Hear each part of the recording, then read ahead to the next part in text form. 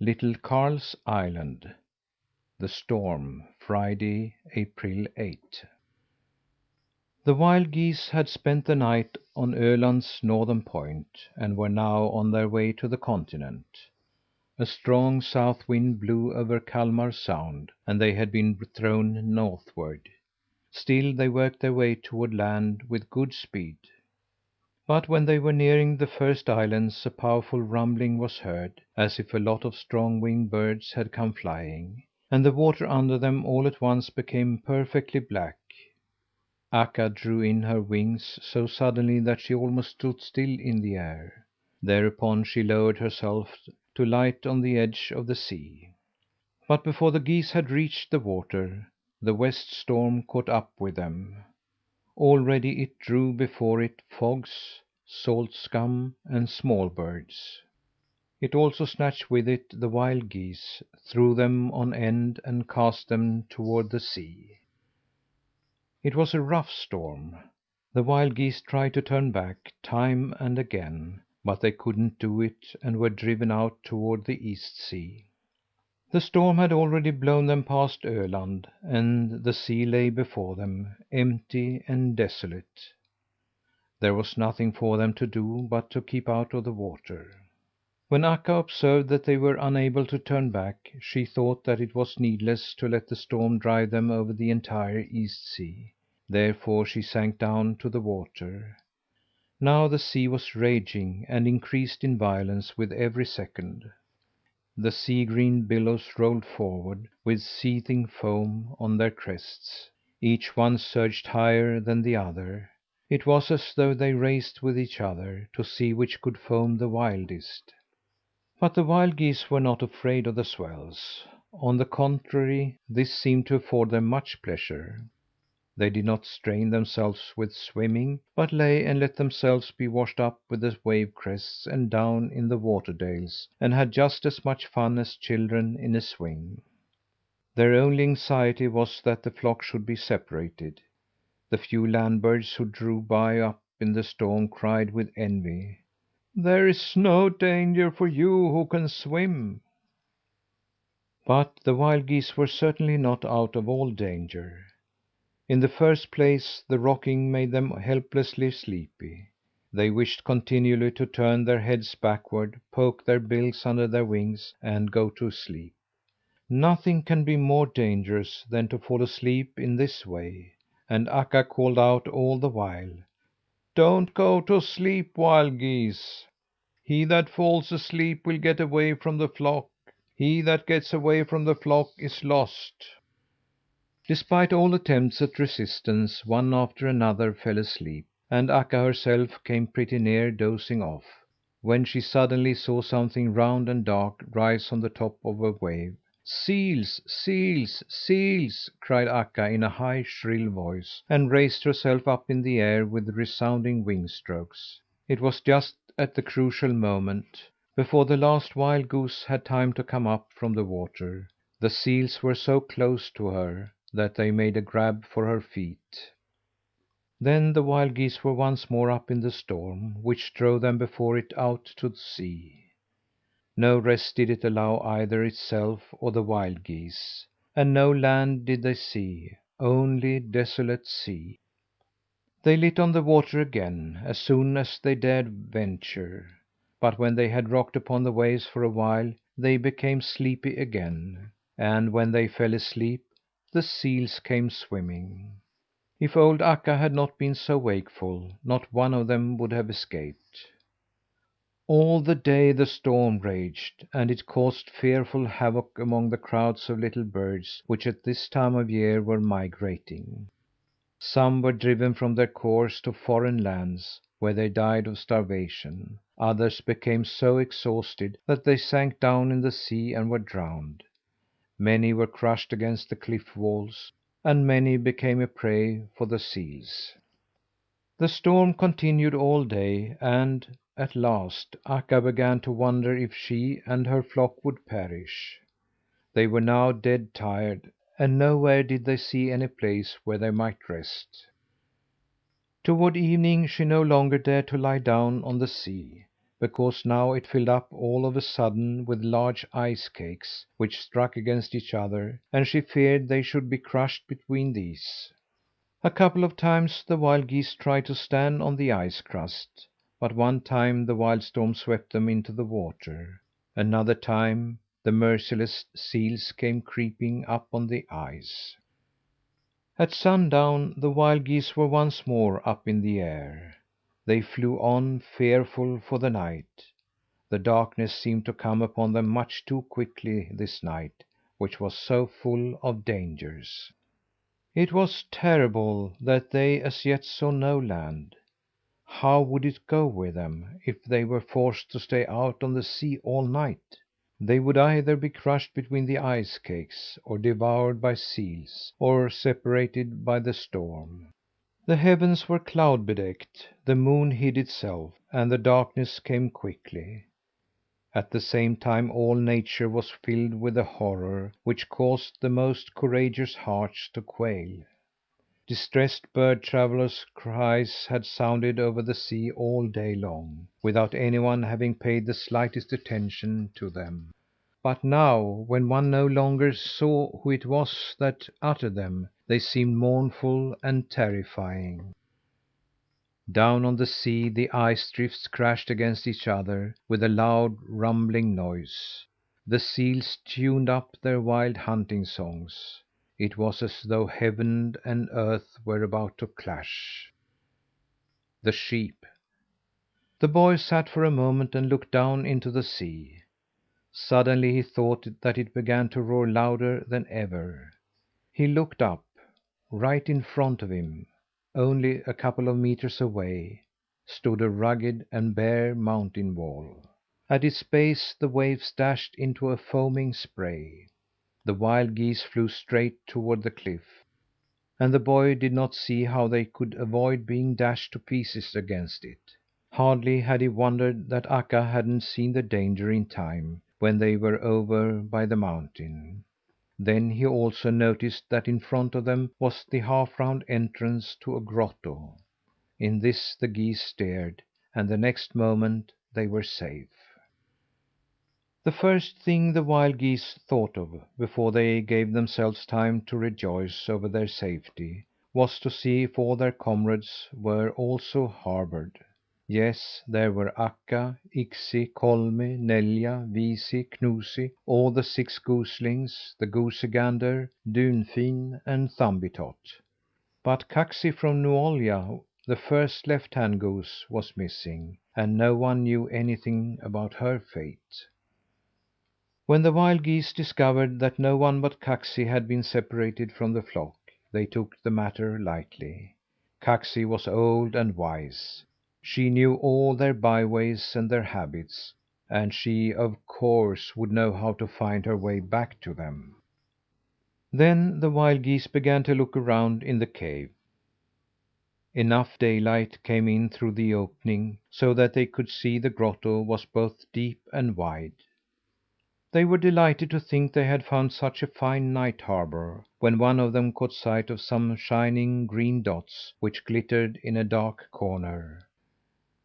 "These are eyes!" cried Akka. "There are big animals in here!"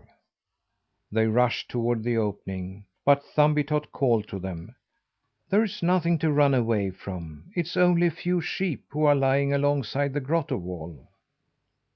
When the wild geese had accustomed themselves to the dim daylight in the grotto, they saw the sheep very distinctly. The grown up ones might be about as many as there were geese. But besides these there were a few little lambs. An old ram with long, twisted horns appeared to be the most lordly one of the flock. The wild geese went up to him with much bowing and scraping. "Well met in the wilderness!" they greeted, but the big ram lay still and did not speak a word of welcome. Then the wild geese thought that the sheep were displeased because they had taken shelter in their grotto. "It is perhaps not permissible that we have come in here," said Akka, "but we cannot help it, for we are wind driven. We have wandered about in the storm all day, and it would be very good to be allowed to stop here to night." After that a long time passed before any of the sheep answered with words; but, on the other hand, it could be heard distinctly that a pair of them heaved deep sighs. Akka knew, to be sure, that sheep are always shy and peculiar, but these seemed to have no idea of how they should conduct themselves. Finally an old ewe, who had a long and pathetic face and a doleful voice, said: "There isn't one among us that refuses to let you stay, but this is a house of mourning, and we cannot receive guests as we did in former days." "You needn't worry about anything of that sort," said Akka. "If you knew what we have endured this day, you would surely understand that we are satisfied if we only get a safe spot to sleep on." When Akka said this, the old ewe raised herself. "I believe that it would be better for you to fly about in the worst storm than to stop here. But at least you shall not go from here before we have had the privilege of offering you the best hospitality which the house affords." She conducted them to a hollow in the ground, which was filled with water. Beside it lay a pile of bait and husks and chaff, and she bade them make the most of these. "We have had a severe snow winter this year on the island," she said. "The peasants who own us came out to us with hay and oaten straw, so we shouldn't starve to death. And this trash is all there is left of the good cheer." The geese rushed to the food instantly. They thought that they had fared well, and were in their best humour. They must have observed, of course, that the sheep were anxious, but they knew how easily scared sheep generally are, and didn't believe there was any actual danger on foot. As soon as they had eaten, they intended to stand up to sleep as usual. But then the big ram got up, and walked over to them. The geese thought that they had never seen a sheep with such big and coarse horns. In other respects also he was noticeable. He had a high, rolling forehead, intelligent eyes, and a good bearing, as though he were a proud and courageous animal. "I cannot assume the responsibility of letting you geese remain without telling you that it is unsafe here," said he. "We cannot receive night guests just now." At last Akka began to comprehend that this was serious. "We shall go away since you really wish it," said she. "But won't you tell us first what it is that troubles you? We know nothing about it. We do not even know where we are." "This is little Karl's island," said the ram. "It lies outside of Gottland, and only sheep and sea birds live here." "Perhaps you are wild sheep," said Akka. "We are not far removed from it," replied the ram. "We have nothing to do with human beings. It is an old agreement between us and some peasants on a farm in Gottland that they shall supply us with fodder in case we have snow winter. And as a recompense, they are permitted to take away those of us who become superfluous. The island is small, so it cannot feed very many of us. But otherwise we take care of ourselves all year round, and we do not live in houses with doors and locks, but we reside in grottos like these." "Do you stay out here in the winter as well?" asked Akka, surprised. "We do," answered the ram. "We have good fodder up here on the mountain all the year around." "I think it sounds as if you might have it better than other sheep," said Akka. "But what is the misfortune that has befallen you?" "It was a bitter cold last winter. The sea froze, and then 3 foxes came over here on the ice, and here they have been ever since. Otherwise there are no dangerous animals here on the island."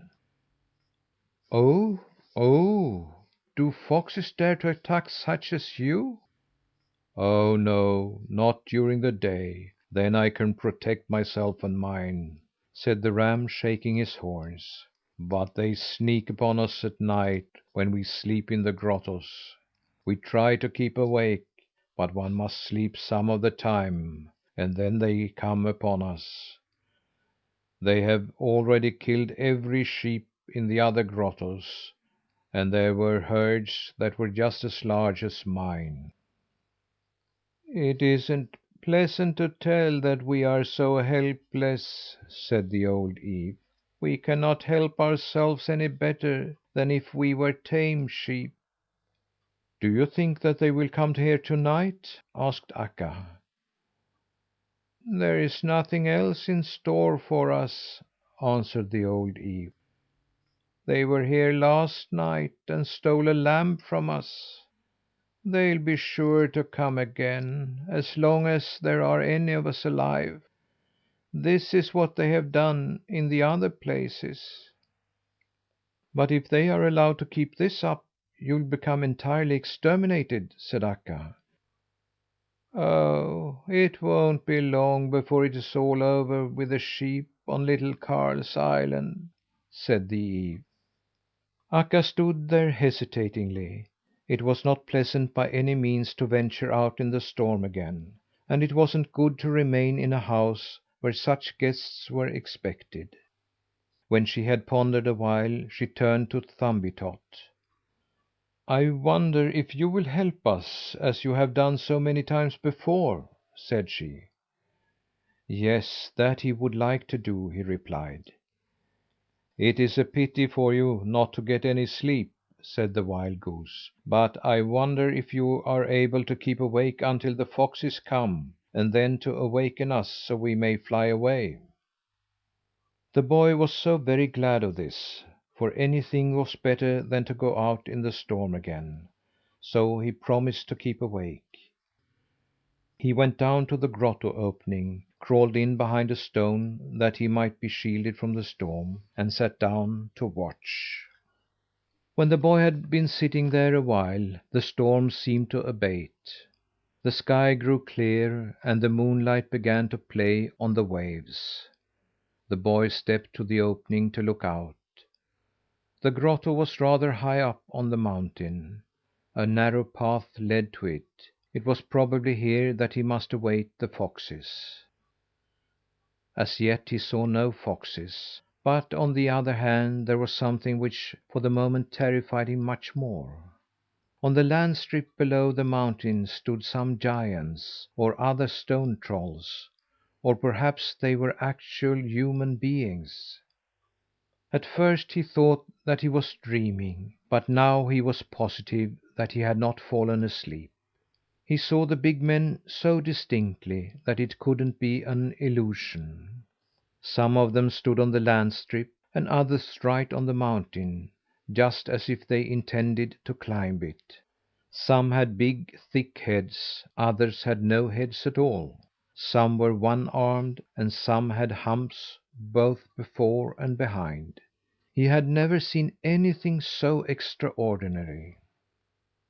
The boy stood and worked himself into a state of panic because of those trolls, so that he almost forgot to keep his eye peeled for the foxes. But now he heard a claw scrape against a stone. He saw 3 foxes coming up the steep, and as soon as he knew that he had something real to deal with, he was calm again, and not the least bit scared. It struck him that it was a pity to awaken only the geese, and to leave the sheep to their fate. He thought he would like to arrange things some other way. He ran quickly to the other end of the grotto, shook the big ram's horns until he awoke, and at the same time swung himself upon his back. "Get up, sheep, and we'll try to frighten the foxes a bit," said the boy. He had tried to be as quiet as possible, but the foxes must have heard some noise, for when they came up to the mouth of the grotto, they stopped and deliberated. "It was certainly someone in there that moved," said one. "I wonder if they are awake." "Oh, go ahead, you!" said another. "At all events, they can't do anything to us." When they came farther in the grotto, They stopped and sniffed. "Who shall we take tonight?" whispered the one who went first. "Tonight we will take the big ram," said the last. "After that we'll have easy work with the rest." The boy sat on the old ram's back and saw how they sneaked along. "Now butt straight forward," whispered the boy. The ram butted and the first fox was thrust, top over tail, back to the opening. "Now butt to the left," said the boy, and turned the big ram's head in that direction. The ram measured a terrific assault that caught the second fox in the side. He rolled around several times before he got to his feet again and made his escape. The boy had wished that the third one, too, might have gotten a bump, but this one had already gone. "Now I think that they've had enough for to night," said the boy. "I think so, too," said the big ram. "Now lie down on my back and creep into the wool. You deserve to have it warm and comfortable, after all the wind and storm that you have been out in." Hell's Hole. The next day the big ram went around with the boy on his back and showed him the island. It consisted of a single, massive mountain. It was like a large house, with perpendicular walls and a flat roof. First the ram walked up to the mountain roof and showed the boy the good grazing lands there. And he had to admit that the island seemed to be specially created for sheep. There wasn't much else than sheep sorrel and such little spicy growths that sheep are fond of that grew on the mountain. But indeed there was something besides sheep fodder to look at for one who had gotten well up on the steep. To begin with, the largest part of the sea, which now lay blue and sunlit and rolled forward in glittering swells, was visible. Only upon one and another point did the foam spray up. To the east lay Gottland, with even and long stretched coast, and to the southwest lay great Karl's Island, which was built on the same plan as the little island. When the ram walked to the very edge of the mountain roof, so the boy could look down the mountain walls, he noticed that they were simply filled with birds' nests, and in the blue sea beneath him lay surf scooters and eider ducks and kittiwakes and guillemots and razorbills, so pretty and peaceful, busying themselves with fishing for small herring.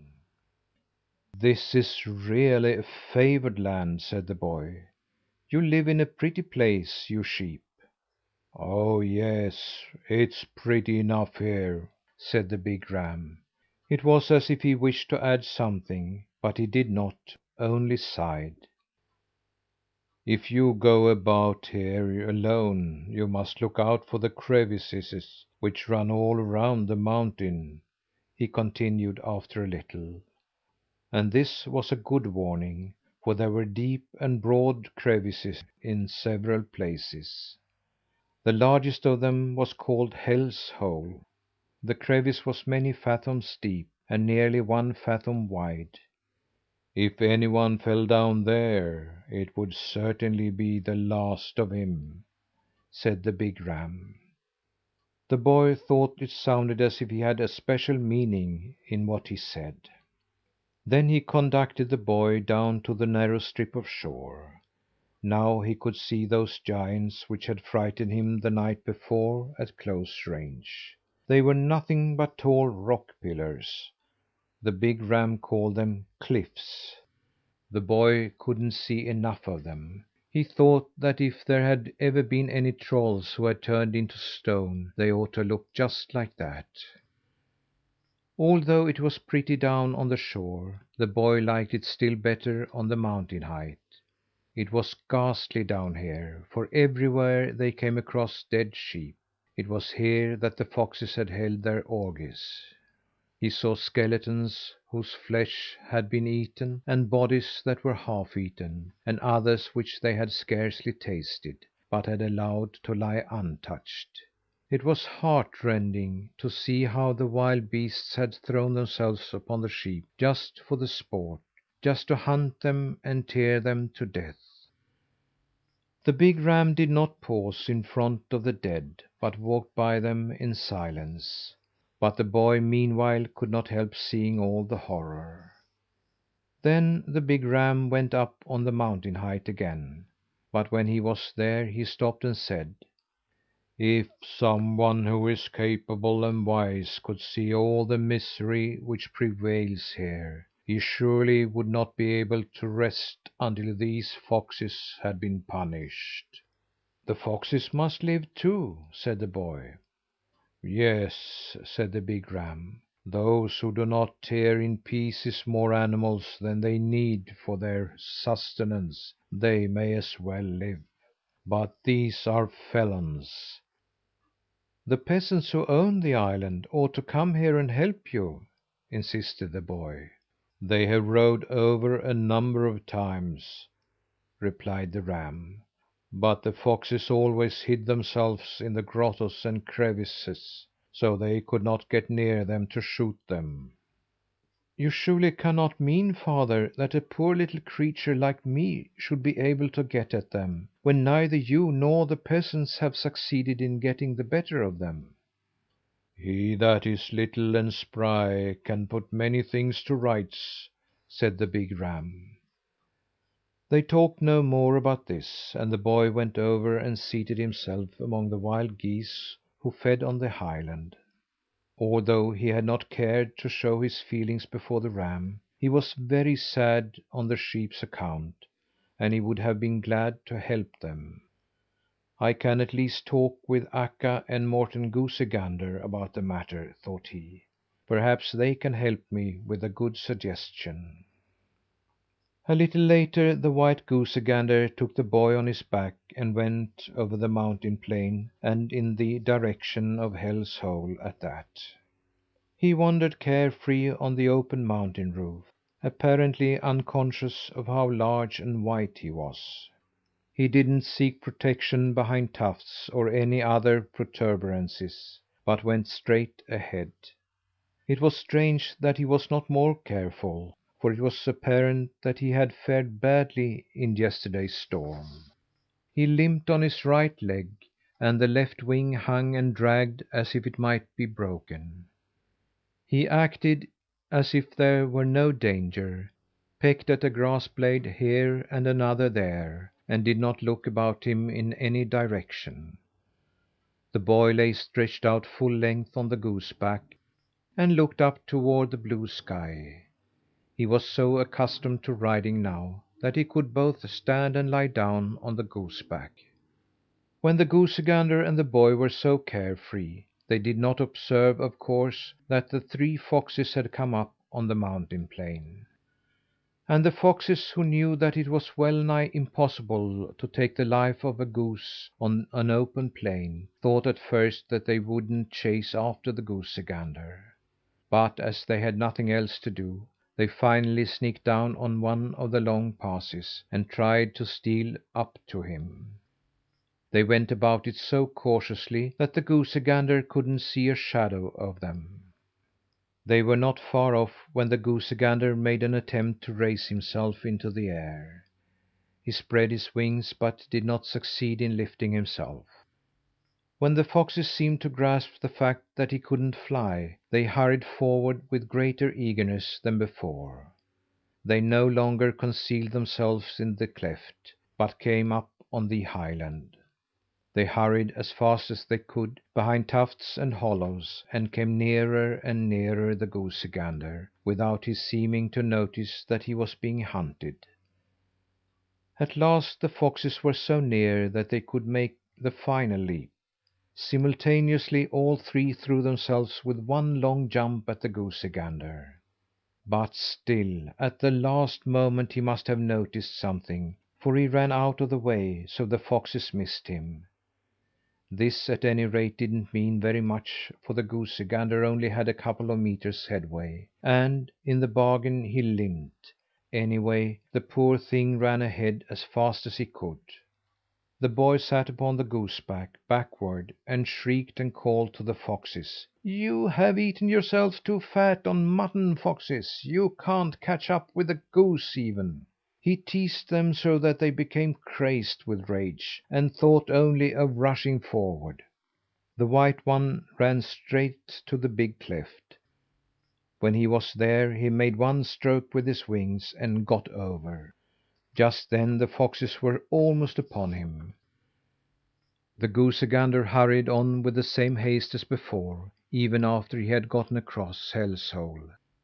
But he had hardly been running 2 meters before the boy patted him on the neck and said: "Now you can stop, goosey gander."